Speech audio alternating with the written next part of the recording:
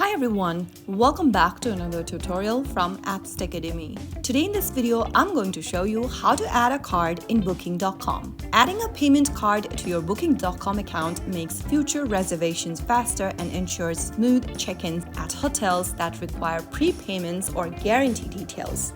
So first of all, launch open the Booking.com app on your smartphone or whichever device you are using and make sure you are logged into your account. From the home page of Booking.com, tap on My Account at the bottom right corner. From the My Accounts tab, tap on Payment Methods under Payment Information.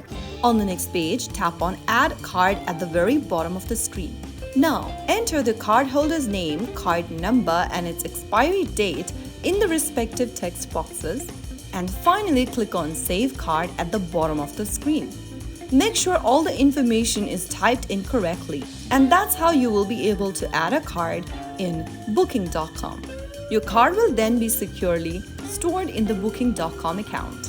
Now you can make faster bookings, guarantee reservations, and enjoy a smooth checkout experience. If you found the video helpful, don't forget to like, share, and subscribe to our channel. I will be back again in the next episode. Thank you for watching.